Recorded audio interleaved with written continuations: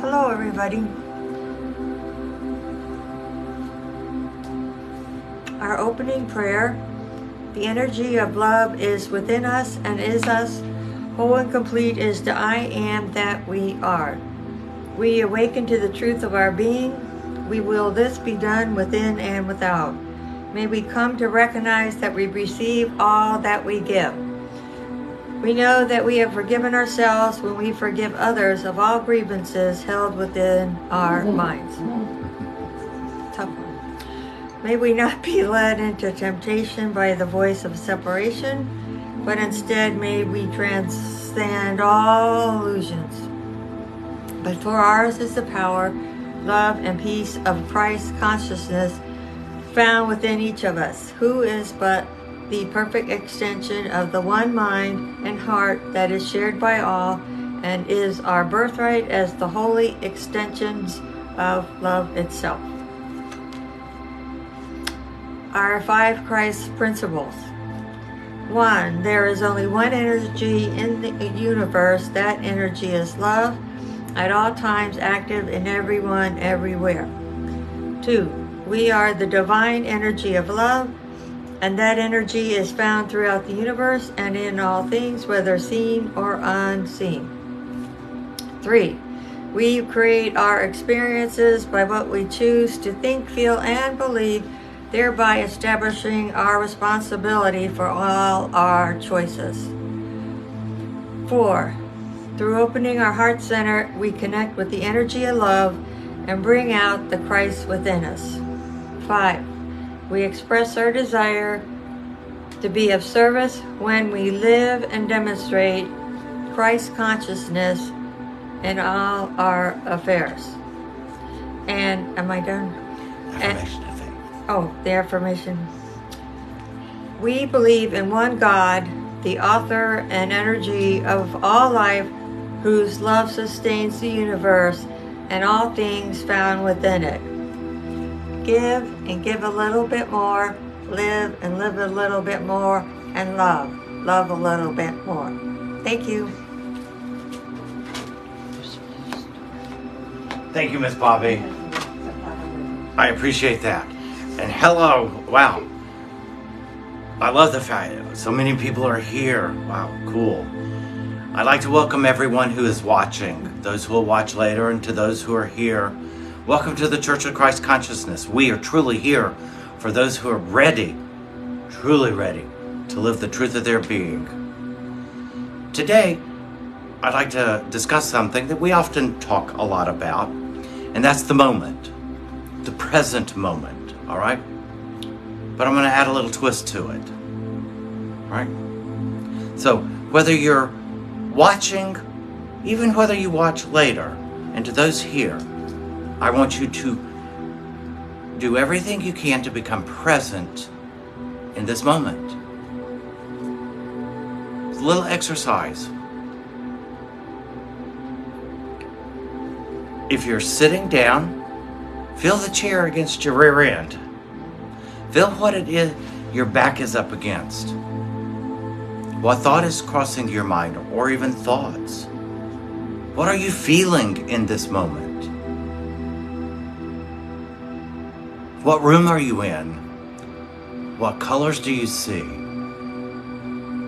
How many of us miss these things because we're not in the moment? And everyone who is here, those pretty much who are watching, but for those who will watch later, my mom has Alzheimer's. You know that. Well, I was blessed to spend 3 days with her. And she has taught me so much about being in the moment. And boy, did I get a double dose of a lesson the 3 days that I was with her this week. As I have said before, when I stay in the present moment with her, we can have a lucid conversation. She talks like she always did. 2 seconds behind and she doesn't remember anything, and the future has no meaning. The future literally to her now has no meaning. And the past she's forgotten. So everything is always in the moment. And what I learned is, when I stay in the moment with her, and when I'm with her, which is, I'm going to stay in the moment. Because if not, I've learned she becomes agitated, irritable, acts out. Most of my family doesn't get it, but I do. And we can have some of the most incredible dialogue when we stay in the moment together. And what I learned about the moment over this past week, a deeper, let's call it, lesson regarding the moment. And that is this: everything you need is literally in this moment. It's not in the past. It isn't in the future. It's in this moment. And why is that? Because God is in this moment. Now, I asked you to be cognizant earlier of your thoughts, your feelings, where you're sitting, how it feels that you're sitting, the colors around you. And here's what I want you to realize. It's still this moment. The moment didn't change. What we call 5 minutes from now, it will still be the moment. When you get up tomorrow morning, even though we say when you get up tomorrow morning, it will still be your now. It will still just be now. And now I'm going to share a conversation that my mother and I had, which blew me away, but it was totally in the moment. She said, I was talking to her caretaker about something. We were talking about the future. She sat quietly and she, about some plans, and she heard them, and she said, "Son,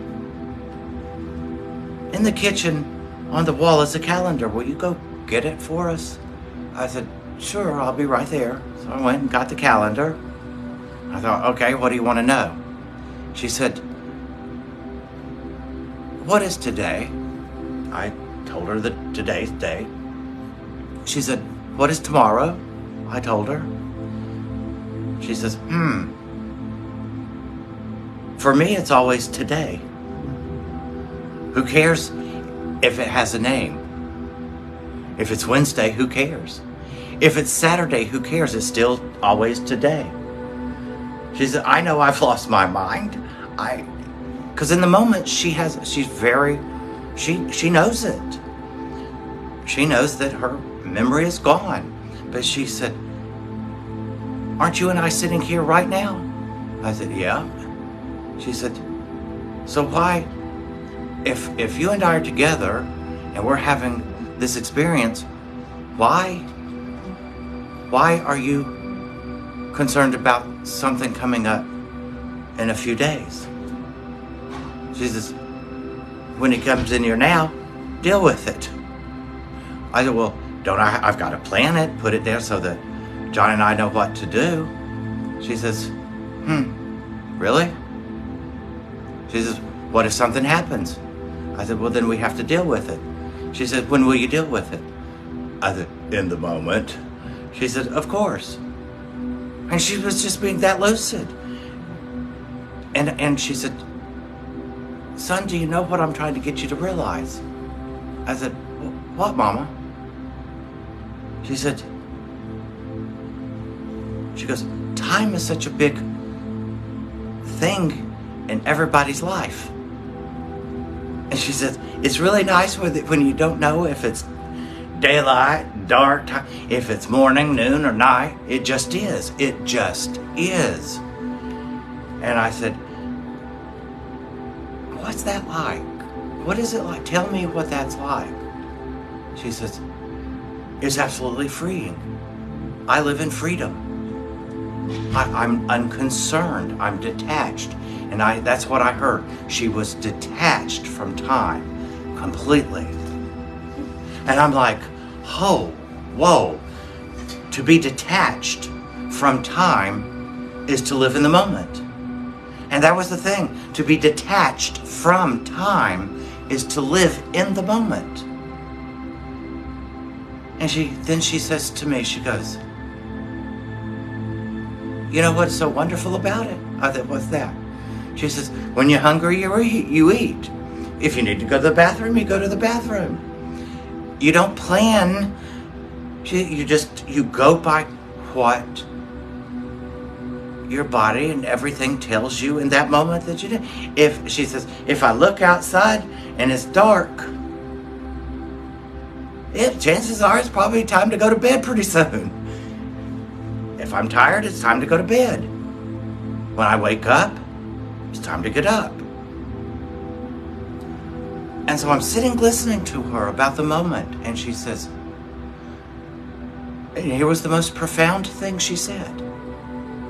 She goes, son, when you're in time, you can't hear God.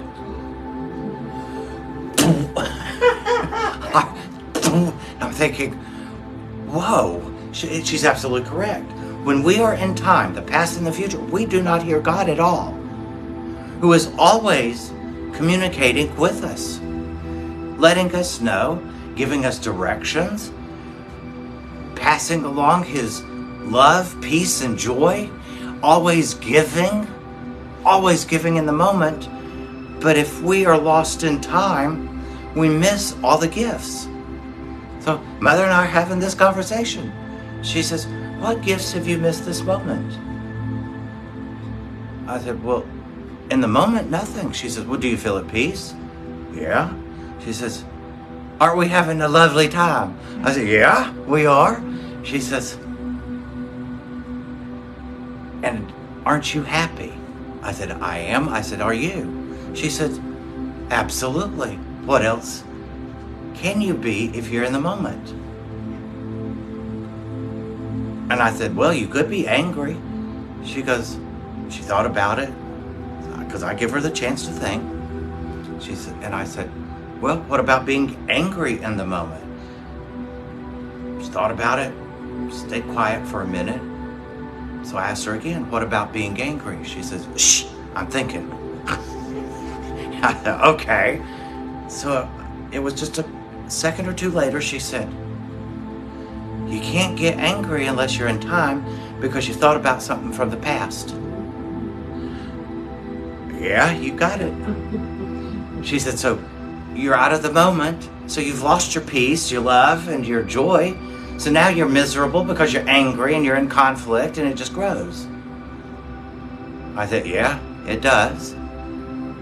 She said, so why would you do that? I said, well, I guess maybe training. I said, we just learn. She said, yeah. The sad thing is, by the time you get to my age, you realize that all the BS you learned, you gotta unlearn. Yeah, that's kind of what it is. But I was like, oh my God, the sense that she was making. And then she brought up something, and I know I heard groan in the congregation here in a minute. She brought up codependency.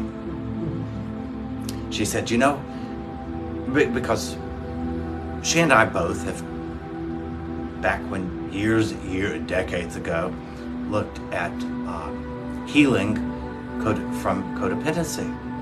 She even went out of state and went to a facility to learn as much about it. She was gone for 6 weeks. Absolutely loved it, all right? And boy, when she came back, codependent no more, right? Well, I asked her, I said, well, what do you want to say about codependency at the moment? She said, codependency can only be about two things. You're revisiting something from the past and how you dealt with someone, and that's how you think you have to behave, or you're worried about the future for the same reason. The same reason. You are afraid, you're in fear that if you say something to the person, they're going to blow up. And they're going to act out their codependent way, and then it's control, manipulation, and all that stuff. I said, yeah. She said, but you know what? If you're in the moment with that person, truly in the moment with that person, you can't be codependent. I said, you can't? She said, no, because the past and the future doesn't matter. You are with that person right now. It's a new now. It's always a new now. And what blows me away is she still remembers Bible verses and A Course in Miracles verses. And she said, that big blue book, I forgot the name of it, but she knew the book, and it still sits on her side table. She picked it up, she reached down, grabbed it, she said, this book, I don't know where it is, but I know I remember it. I said, what's that? She said, in there doesn't it say, each time you meet someone, no matter how long you've known them, act as if it's the first time you're meeting them, because in the moment it is. In the moment it's the first time you've met them. I said, yeah, Mama, it is. So she said, anyone, and here's then what I just blew me away. She said, anyone that you bring the past out of, no, if you've known them, and you bring the past and lay it at their feet, you're going to have a codependent moment. I'm like, yeah, makes sense. So she says, you got to look at them like you don't know who the hell they are. She's kind of like I do. I said, explain more. I said, tell me some more about this. And she says, okay. God, I hope my sister's not listening. She said, you know your sister? I said, well, yeah, very well. She says, she pops up all the time. She says, I don't know who the hell she is. She says she's my sister, my daughter. I guess that makes it her your sister. I said, well, yeah, it does. And she says, it's really nice because if I thought about the past, I'd want to choke her neck. And I said, okay. She says, but if I can just stay in the moment and act as if this is the first time I'm seeing her.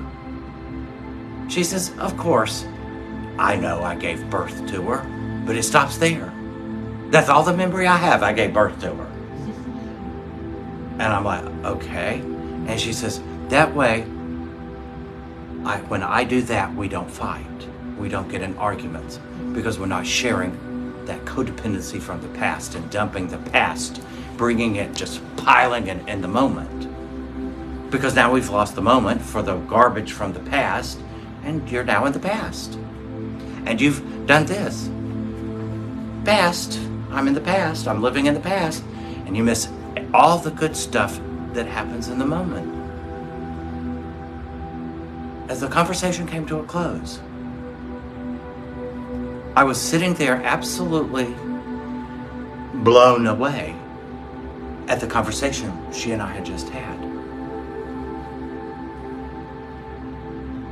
And I kind of hated to see the conversation coming to an end, but I knew it was. She had gone as far as she could mentally with it, and I could recognize the mental exhaustion of keeping that centered for that moment. And then the very next thing out of her mouth is, I want a lollipop. In the moment, she was now in her moment. She wanted a lollipop. And I said, why do you want a lollipop? She said, because my mouth wants a little sugar in this moment. And I said, okay, what do you think it's going to do for you? She says, son, let me remind you of something. I said, okay, what are you going to remind me of? She says, give me something sweet and I'll stay sweet. If you don't get it, she said, watch me go codependent on you. So she still remembered, right? But after that, when I gave her the lollipop, the conversation was over. And there was no returning to it. Within a minute, she didn't even remember having that conversation. But the gems from that conversation have stayed with me now for days. And I knew that's what I wanted to speak on are the gems that were in that conversation about this moment. What are the gems? What's the treasure in every moment by staying in the moment? The treasure is peace, love, and joy. It's peace, love, and happiness. And God is always giving it to us. It is always ours. It is a gift. When we are in the past, we're like this. If we're in the future, we're scared. So we miss the gifts that are constantly being given to us, including those things that we ask for. They can only be received in the moment. God doesn't know of a past or a future. It is meaningless to Him. It is meaningless to the self that is within us. The self, no matter where we go, the self is always in the moment. This is what gets us in trouble, because the heart is always in the moment. So that night, because I stay with her for 3 days. I have a bedroom there. So that night was bedtime, and I went up to her and I said, "Give me a hug, Mama." She gave me a hug, and I said, "Thank you. Thank you so much." And she said, "For what?" She patted me on my cheek. I said, "For sharing the gifts that you gave earlier." And she says, "I have no idea what you're talking about, but that's okay. I love you too."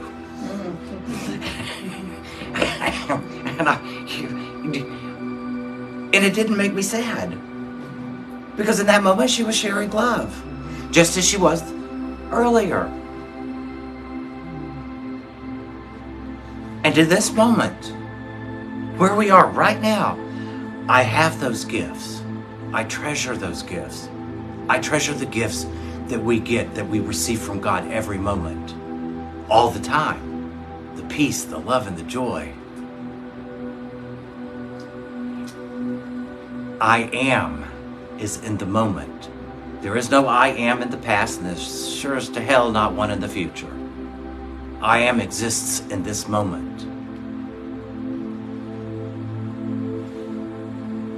Recognize that, because there is your power. That is the power of God. I am in this moment. Think about it. Say it to yourself. I am in this moment. Where else could you be? So my mother even said that. I am in this moment. And I heard what the deeper meaning of what she was saying. Where else can you be? There is no other place. So stop playing in your head of the past. I could have said this. I could have done this differently. Blah, blah, blah. Because that's victimhood. It's hard to be a victim in the moment where all your power lies. And if you're in the future, you're in anxiety, worry, and fear. So you're powerless there. You're powerless about the past. You're powerless with regards to the future. Where's your power? Here, in this moment. Well, why do we leave it? Why do we give it up and just toss it to the side? All our power up and then wonder why we feel powerless. We gave up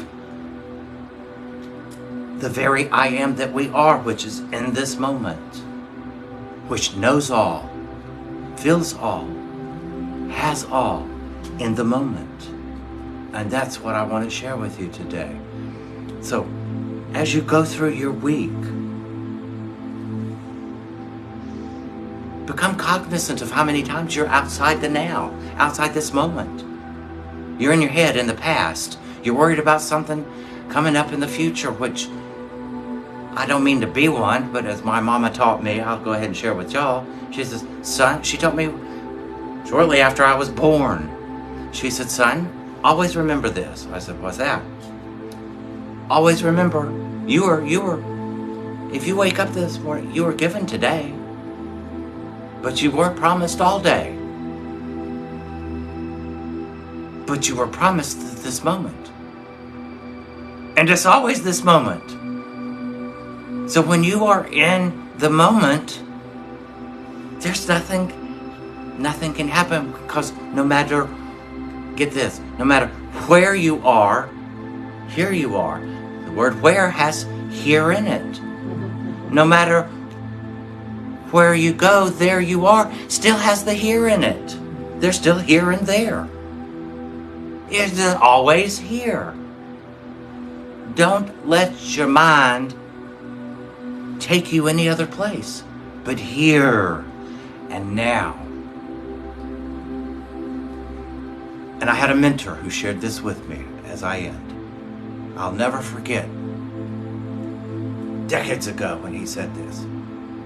He said, Eddie, isn't it amazing that there's two words sound spoken the same? They are pronounced the same, here and here. I said, what do you mean, here and here? He said, we are here, H-E-R-E, and only when we recognize we are here can we hear, H-E-A-R, the voice for God. So when you recognize you're here, you can hear. And I've never forgotten it. I can't hear in the past. There is no past, it's gone. I certainly can't hear anything in the future because it's full of fear. It always will be. It's unknown. But in this moment, I am here and I can hear. That's all. That's it. How hard is that? Boy, we have complicated the moment to such a degree we don't even recognize it. And there is all our answers right now. All right. Thank you, guys. And Miss Penny will lead us in to meditation.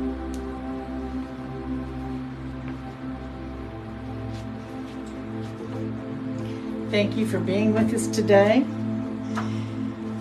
And as we settle in, start breathing, take a deep breath, breathe in love, and breathe out peace. Breathe in love and breathe out peace. Breathe in love and breathe out peace. Become aware of the thoughts that are passing through your mind.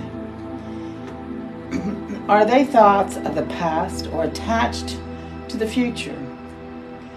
Or are you just experiencing the room around you now? If it is the past or the future that holds your mind, bless it, release it, let it go, and come back to the now. Breathe in and breathe out. And take a few moments to be in the now. And if something from the past or the future arises, bless it and let it go.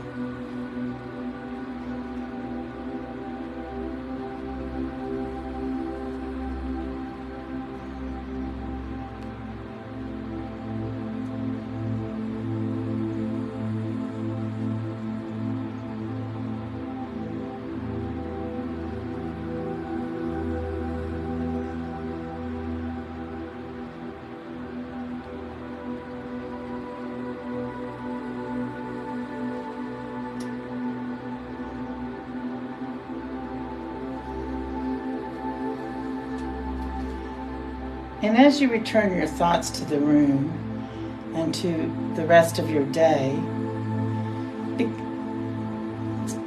remind yourself to this week, commit to yourself to this week to becoming aware of being in your moment.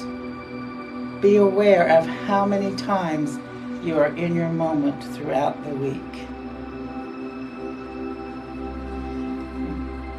Thank you for joining us, and we hope to see you at 4:30 in A Course of Love. Yes. Thank you, Miss Penny, and everyone watching who will watch later.